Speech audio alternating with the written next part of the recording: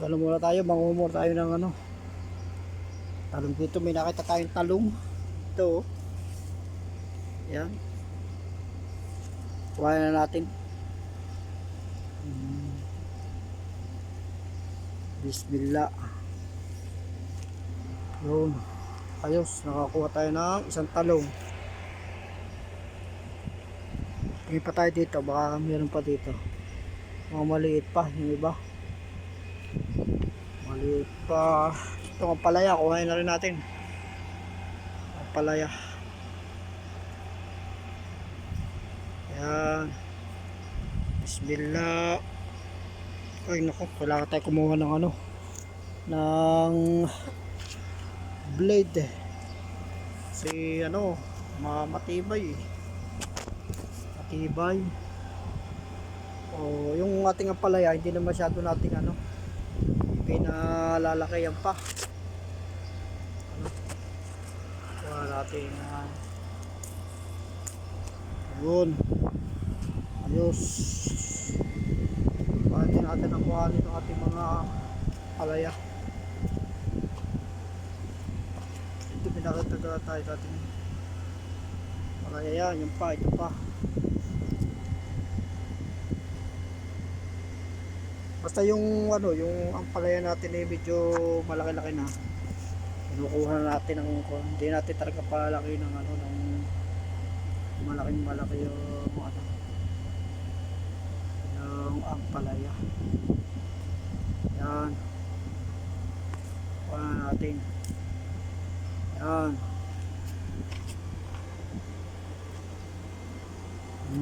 Ayun.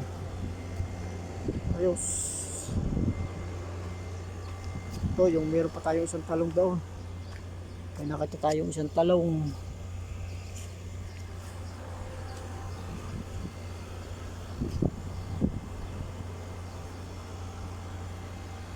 May nakita tayong isang talong. Ayun. Isang talong. Allahu Akbar. Kuha natin din. Lagyan natin sa bulsa. Ba, may tirik ah.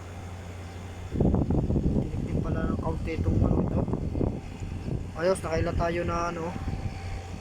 Tayo na ampalaya. Tsaka talong. Tingnan natin dito yung kung may sitaw na ito. Kuhain na rin natin sa sitaw.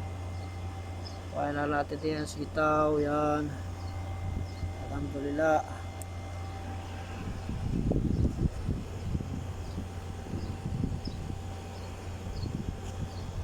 Kaya kabila doon, baka pwede na rin yung sitaw dito sa kabila. Yan, pwede na rin yung isa lang pwede. Yan, yan, nakasitaw tayo, may talong pa. Ayos, alhamdulillah. Baka maghanap pa tayo, baka meron pang malaki dito na ano, ang palaya. Ano pa yun, medyo maliit pa yung ibang ampalaya rito. Talong ay nagsaka uli. Ano yung ating tubig? O tatamu muna tayo dun sa ano, yung ating pakwan doon na nakita dati, ating didiligin. Pati sige, pause muna natin. Kaya meron tayo dito yung ano, dinidilig na kamatis. May kamatis kasing ano, tumubuti yan. Tapos meron tayong pakwan dito rin na dinidilig. Yan.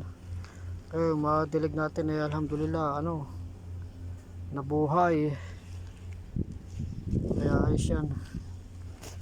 Alhamdulillah yan, no. Yan ang ating ano, kuwanti yan. Tamo dati nabuhay yung kanyang ano, yung kanyang talbos. Punta naman tayo doon yung ano, meron naman tayong melon doon sa kabila. Simibol doon, didiligin natin. Ito yung ating ano, ating melon dito. Didiligin natin. Kasi yung ano,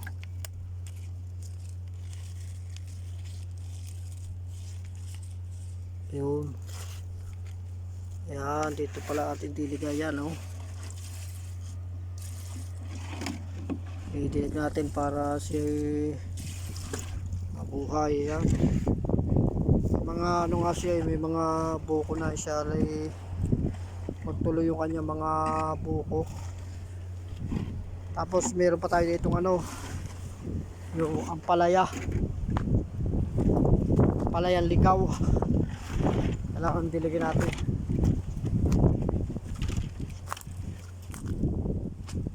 Uy, dito pala yung kanyang ano. Ayan ang ating ampalaya yan, oh. Ayan, mga ampalaya natin ligaw yan.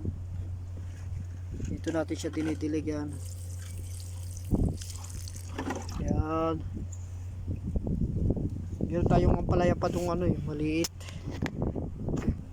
Yan, ito yung ating ampalaya naman na ano, dinidilig din natin. O, hatilaan sila sa ano, tubig. Kakunti ang ating tubig na nadala. Ayan o. Na bulaklak na. Nalagaan natin eh. Yan eh, sa bibul diyan sa ano, sa dito sa parang sa bibul. Ganda kasi yung ano, yung ganyan mga ano, palaya. Saka yung bunga na yan, nakagandahan, hindi siya masyadong kainin ng ano, ng mga insekto. Tutusin niya ano eh, ang maganda nga pagkatanim yung ganitong style, yung mga pagkatanim. Yung bagang hindi natin nililinis, yung para mga style karto, style gubat o style parang dapat ang pagkatanim. Kita mo yung mga ano dito, yung mga katulad ito, ampalayan ligaw. Oh, hindi na kailangan magtanim.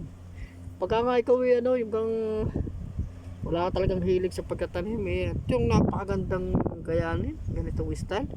Kita mo kaya mga kulitis na lang, oh, daming kulitis. Kaya nga ano eh, kung wala nga ano, magkakalupa sa atin yung sa Pilipinas yung mga taniman ng ano, magandang gartong gayanin eh. Hanggang hindi mo na nililinisan, hindi na.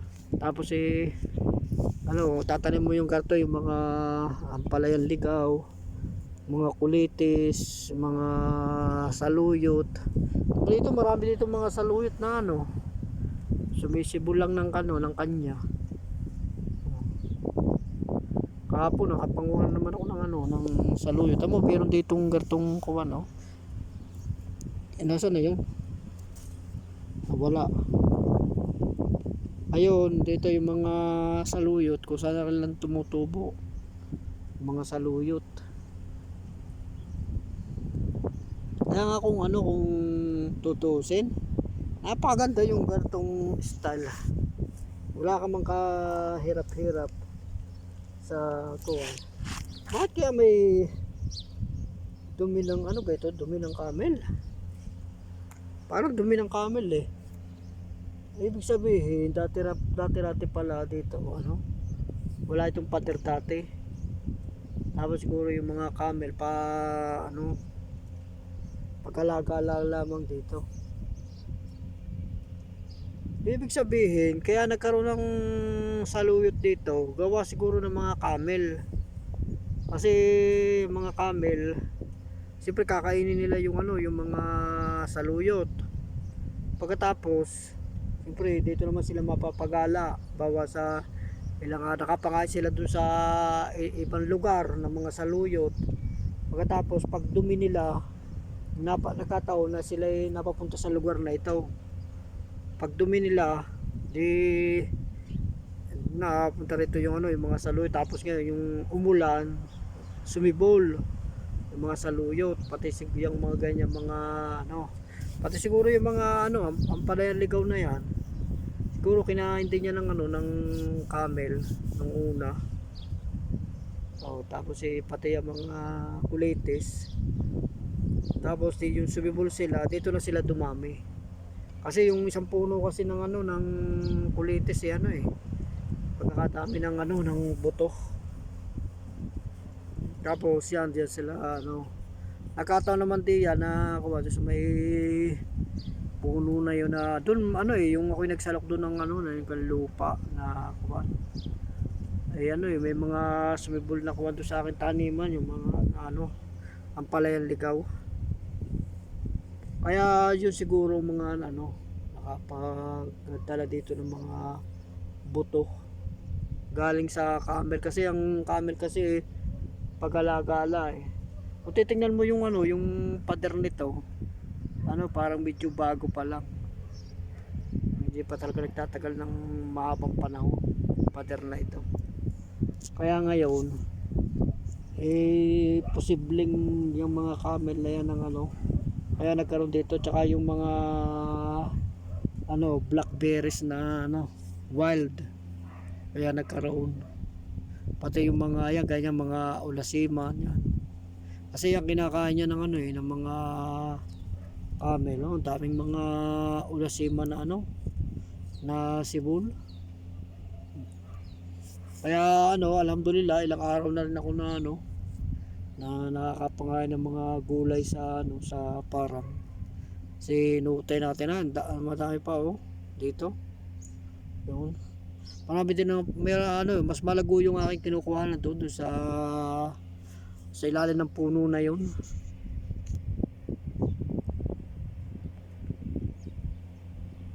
mas malago doon dito maliliit lang ang ano mga kulitis pero kahit maliliit yung mga kulitis na yan mga ano na rin bungahan na kaya pagka ano na yung natapos na itong taglamig kasi taglamig dito hanggang ano hanggang February mga tapos March medyo malamig pa rin ng kaunti pero minsan nararamdaman mo na yung init ngayon nga na ano na kita mo lalanta na yung ibang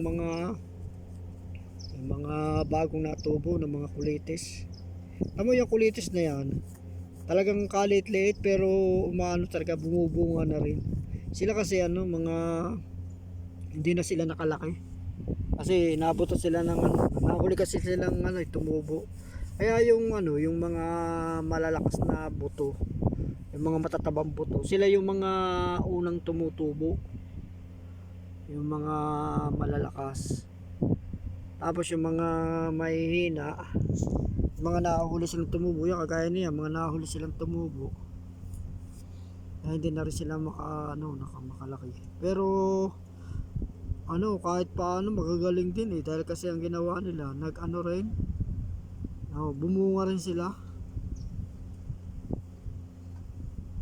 kaya sila yung kanilang motto na kailangan makapagbigay o kaya kailangan pangarap nila na makapagbigay ng susunod na generation nagawa rin nila kasi kahit maliit sila nakapag-produce sila ng ng mga buto kaya pag namatay sila alam nila na mayroong papalit sa kanilang generation dahil kahit sila maliit pa nakapag-produce na agad sila ng ng mga buto kaya katulad nga nung nasan nga ngayon nakita ko dito mayroong saluyot din nakita na nasa na yun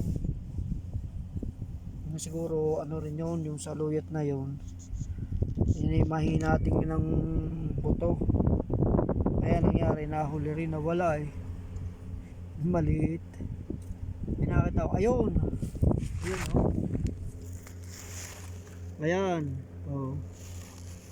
maliit pero kagandahan naman napapunta siya doon sa may tabi ng malapit sa puno ng ampalaya kaya itong ampalaya yan nakaplano ako na siya laging matitilig itong ampalaya di kahit paano siya tamo tuyo na nga nabuhay lang gawa ng natitilig ko nga dito sa tabi yung gumanda pati yung yung mga talbos gumanda na kasi may nasipsip silang tubig kaya kailangan medyo dami-damihan ng dala ng tubig para matilig ng ng ayos kaya yung malbawa meron kang gagayanin na lang ng mga estalyo at kung kagaya nga na yung naitanim ko kanina mga munggo yan yan kuwan. Kaya kahit anong yung katulad ng mga talong ganun din.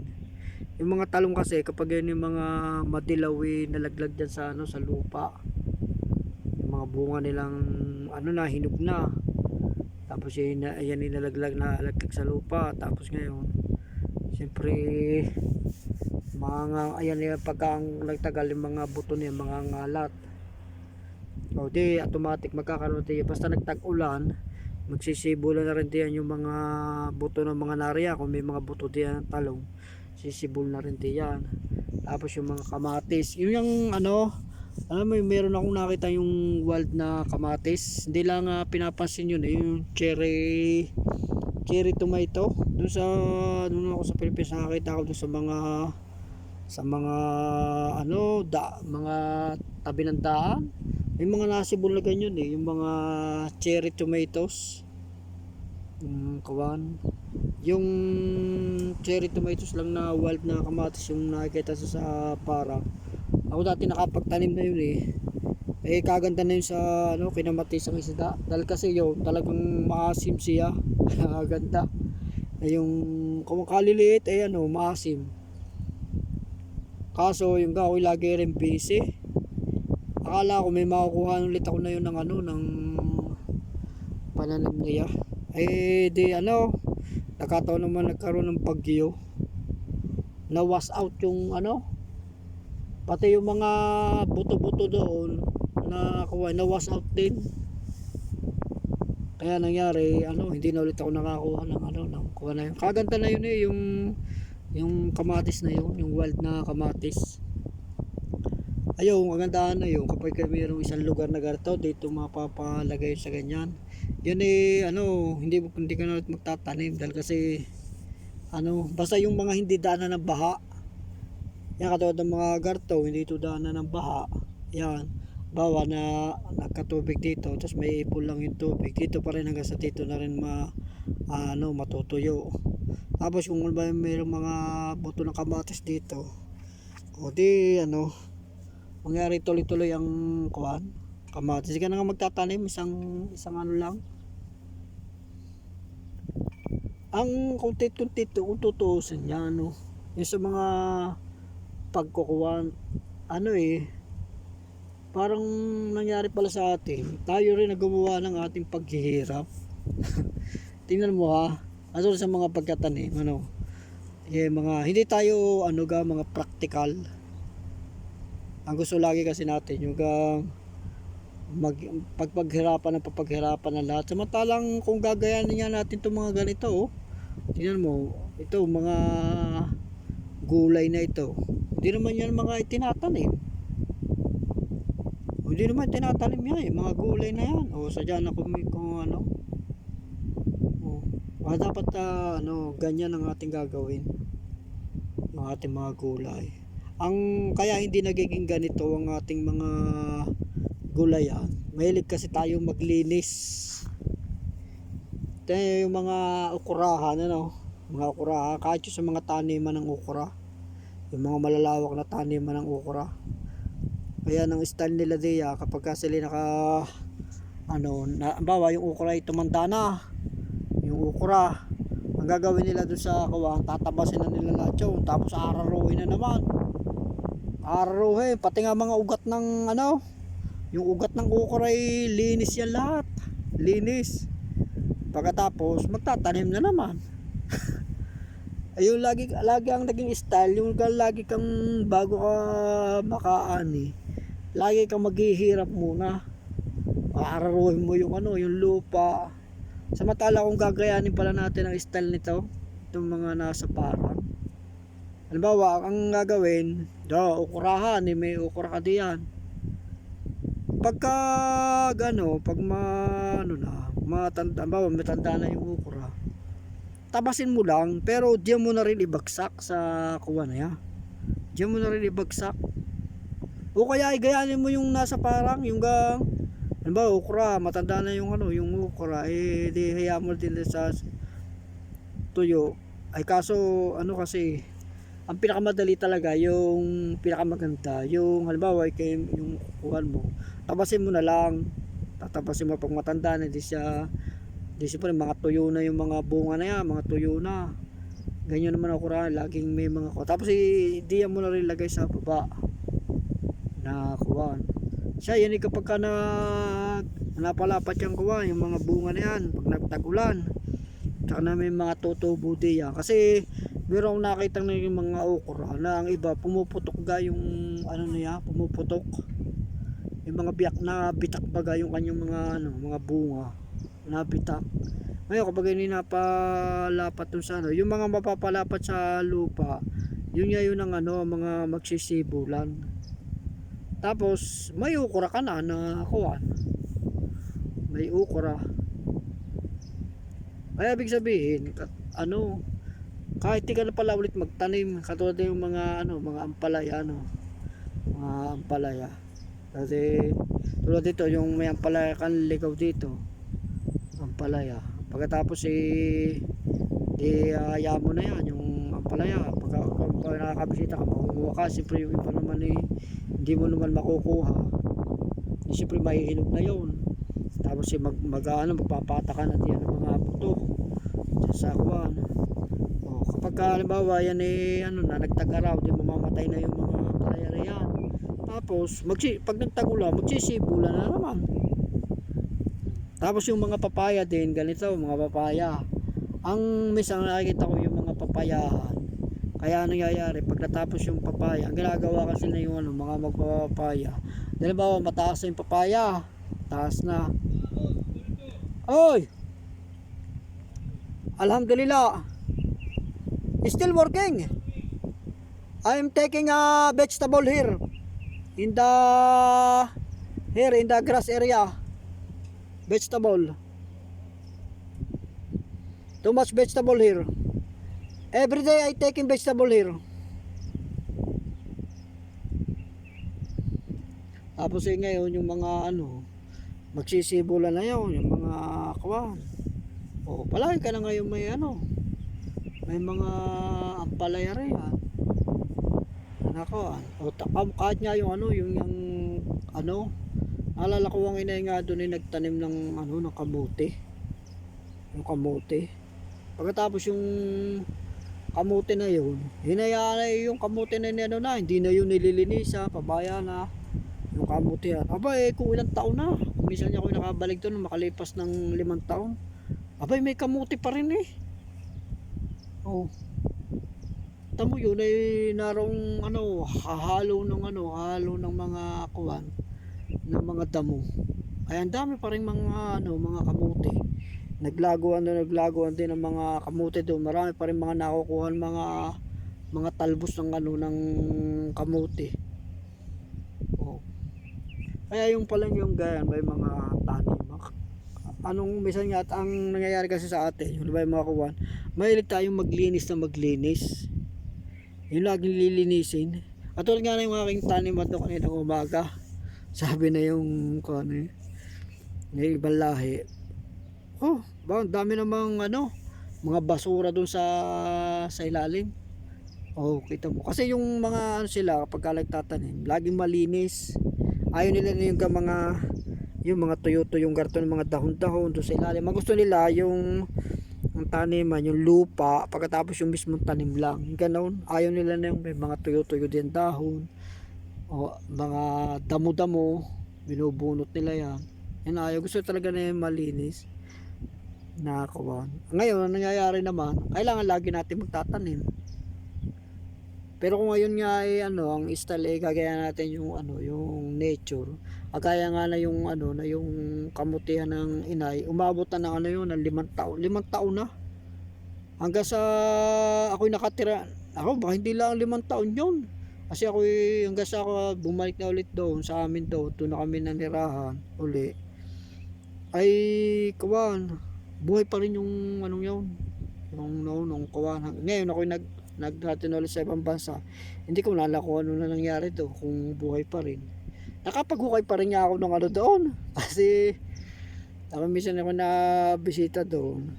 Nabisita sa inay. Pagka wala ang inay, ang ginagawa ko, ako'y na kuwan doon hanggang nagmamasyal-masyal doon sa taniman ng inay.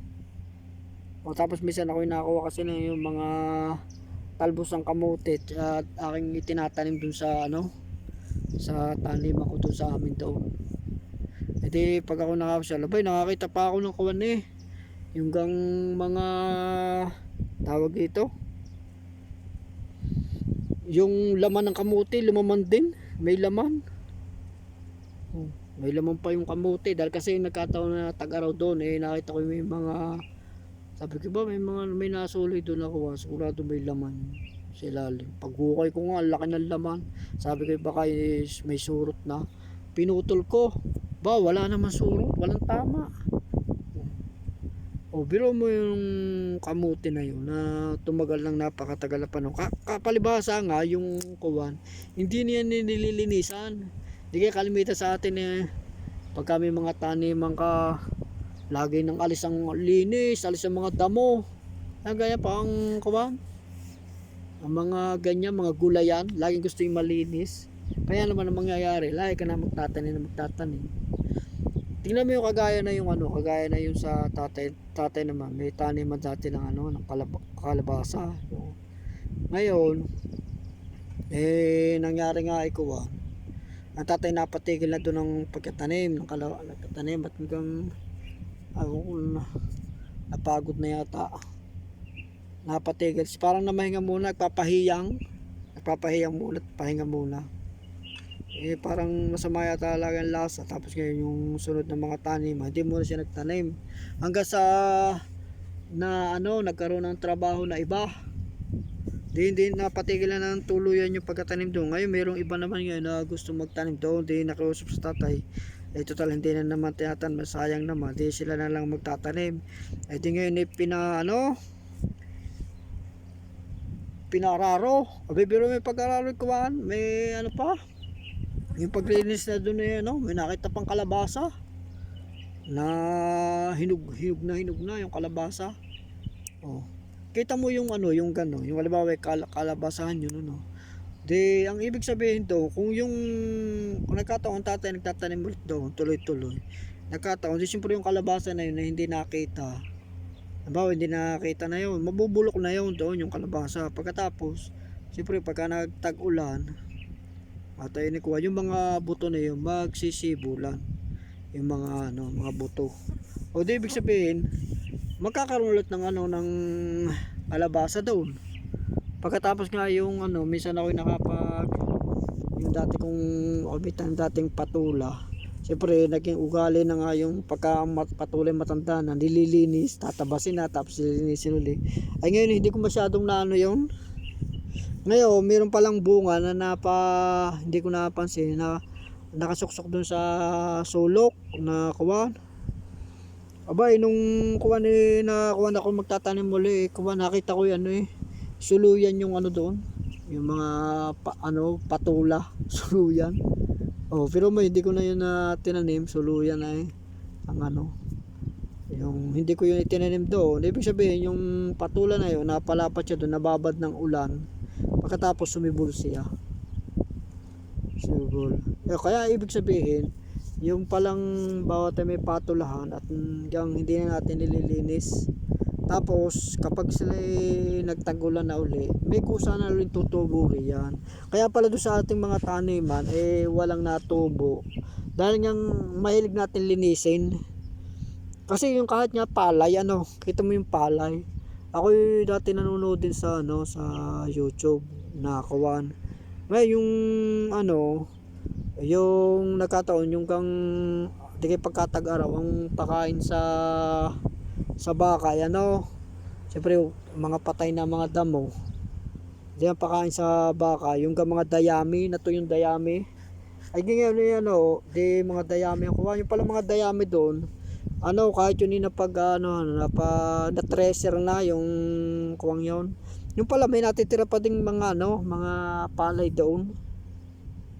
Tapos yung pagpapakain niya doon sa kuway, pero may pagkain yun ng ng kuwan, ng baka. Tapos ngayon nagkataon naman yun gagawin ng taniman ng pakwan. Ay pero may kuwan nung umulan ang daming nasibol na palay. Ang daming nasibol na palay.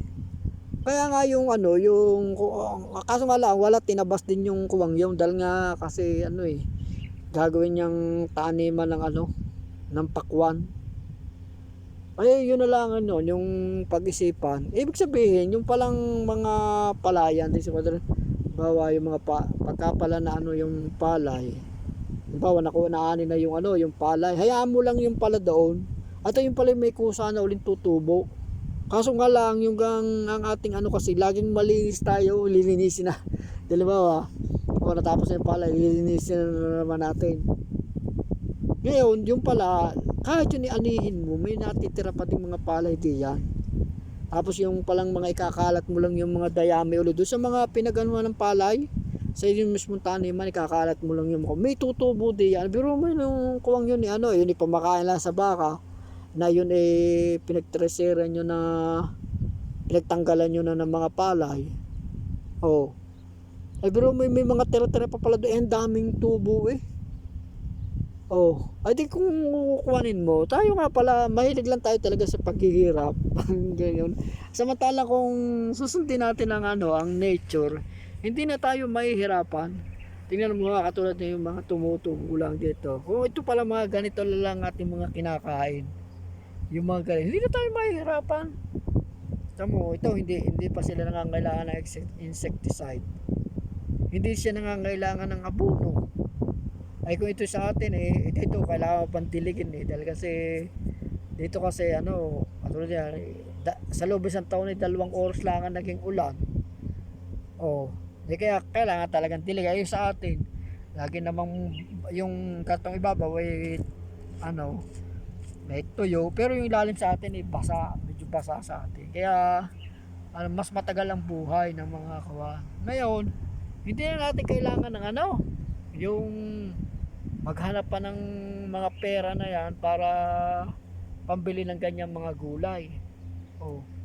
Ang bibili lang natin yung wala tayo talagang bigas. Pero kung may mga ganyan, yan na lang ang ating kakainin. Kita mo, libre-libre yan, no? Libre-libre. Kahit nga yung mga ano, yung mga sitaw, no? Di ako dati nakapagtanim din ako ng ano, ng sitaw. Ako naman kung lagi ang taniman ko. Laging ano, punong, gano'n ako kahit ako sa Pilipinas pag ako nagtanim. Yung aking taniman lagi punong-puno. Hindi ako nagtataniman ng ano, yung kita mo yung mga hele-helera, yung mga makikita mo doon sa mga farm na hele-helera, yung talagang parang pinisian yung ano, yung mga taniman ni talagang hele-helera. Ako hindi, pag ako nagtatanim, laging punong-puno.